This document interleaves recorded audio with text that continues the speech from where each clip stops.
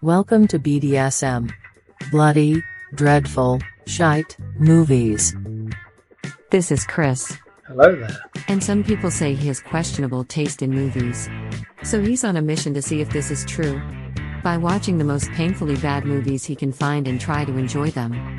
He'll be scoring each movie based on 5 categories. 1. Did he find it entertaining in any way? 2. Did it have a good story idea?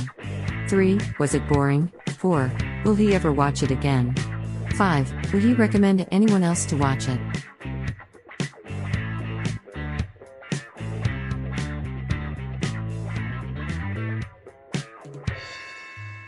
Hello and welcome to the BDSM Cinematic Dungeon. Oh, don't mind the noise.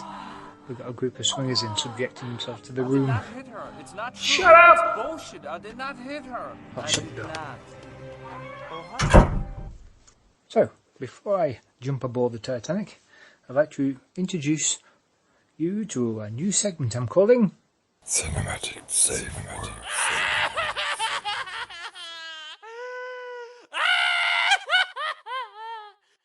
These are the movies I couldn't finish watching or couldn't find any pleasure in. And these are not just low budget shitfests, these are big budget and low budget shitfests. So, the first movie on my list is directed by Ridley Scott, starring Michael Fassbender. It's Alien Covenant. You've all sacrificed so much to be here and be a part of this thing we're doing. It's the first ever large-scale colonization mission. We're making history here. This is weird. What are the odds of finding human vegetation this far from Earth? Who planted it? Or more like, aliens shouldn't have. Basically, it's a pointless sequel to a pointless prequel, and utterly boring. Couldn't get to the end. Switched it off. And never going back. Next is After Earth, directed by M. Night Shyamalan.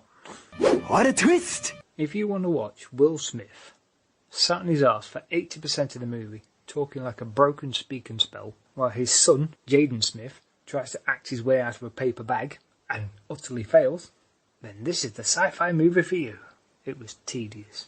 And last, not least, is Thor Love and Thunder. This is my vow. All gods will die. It's not possible. Why isn't it possible? It's just not. Why not, you stupid bastard? Love something worth fighting for. I thought it was basically over silly, and Marvel has done it again. Managed to make another forgettable bad guy. The God Butcher. More like, the man who's just constipated. In my opinion, it's worse than Batman and Robin. And I like Batman and Robin. So, these movies are immediately put up the cinematic stink. Moon River. Whew. Thank you, Doc. You ever serve time? Breathe easy. Breathe easy. You using the whole fist, Doc? Ladies and gentlemen, your projectionist tonight is Eric, who has a hot, thirsty job, which he does very well, and unlike you, hasn't time to get himself a refreshing drink of Kia Ora. Thank you. With that done, let's get to the main feature. This week, I'm watching the Asylum's Titanic 2, starring Bruce Davis, who played Senator Kelly in 2000's X-Men movie, and Shane Van Dyke, Dick Van Dyke's grandson. He also wrote the film and directed it. Not Dick Van Dyke, as in Shane.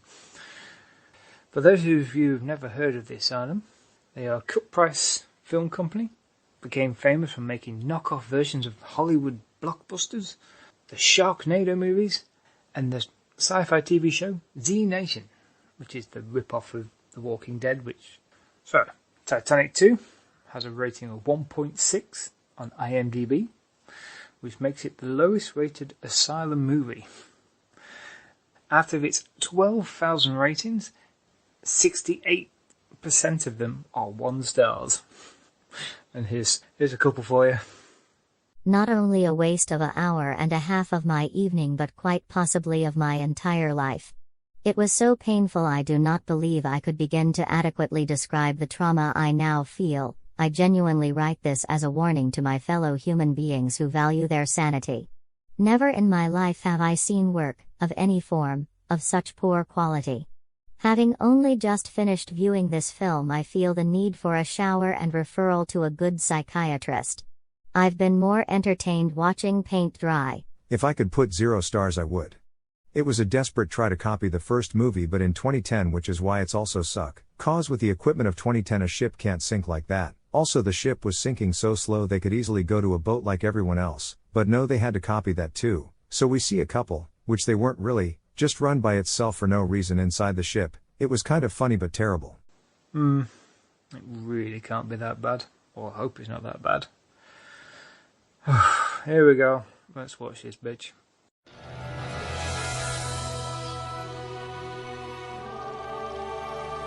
100 years later, the world's greatest ship. Most sophisticated ship ever created, the Titanic 2. Let's make history. Will sail again.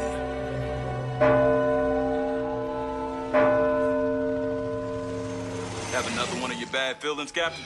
I didn't say that. Titanic 2. That was fairly interesting. Let's have a short thing of this film. If you fancy watching Bruce Davison sat in a plastic deck chair pretending to be in a helicopter most of the movie, then this is the film for you. As I thought, it's cheap. With a capital cheap. So, let's get scoring this bitch. Did I find it entertaining in any way? I wouldn't say I enjoyed it, but it's PlayStation 1 era CGI, it's crappy green screen effects, added some fun, making it oddly entertaining. Also, I really enjoyed noticing the odd set choices. Like the bridge of the Titanic is basically in somebody's house. It must be the first ship that has cement walls and wooden shutters on the windows.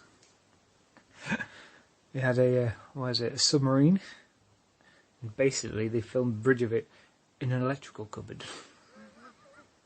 You can see all the little fuse boxes, and they stuck a TV on the wall, but didn't bother animating any images on it, so the bloke's pretending it's a radar screen.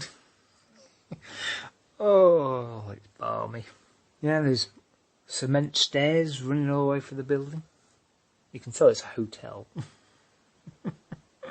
And then it must be on, some docked ship on the outside. It's supposed to be a brand new ship and it looks fucked already. Also, I like how this film has a boat sinking for 70% of the film. Oh god, it's fairly enjoyable. I really quite enjoyed it for some bizarre reason. So, that's a pass. Right. 2. Did it have a good story idea? Nah, not really. It's basically just a rip-off of the Poseidon Adventure with Titanic strapped to the side of it. Also, it had scenes which ripped off most disaster movies you can ever think of. Also, it had the scene from Abyss, where Mary Elizabeth Mastrantonio drowns herself and Ed Harris pulls her back to their base.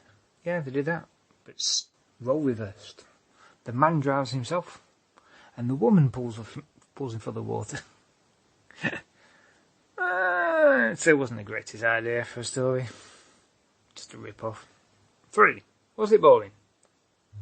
Surprisingly not. It cracked on a fair old pace. Just all the silliness in it made it sort of fairly entertaining. I couldn't say I did not enjoy it. 4. Would I ever watch it again? If I came across it, when it's on the Sci-Fi channel and there's nothing else on, I'd probably watch it again. It's not offensive, it cracks on a fair old pace. It's fairly entertaining. I don't know what people on the IMDb are thinking about. The Asylum have made worse movies than this. So, recommend it to anybody? Yeah, go on. Like I said, if you see it on the Sci-Fi Channel, you can't find anything else to watch, watch it, go on. What are you going to lose? You're only going to lose an hour and a half of your life. You might enjoy it. So, it has a score of 4, so it's definitely a cinematic kink.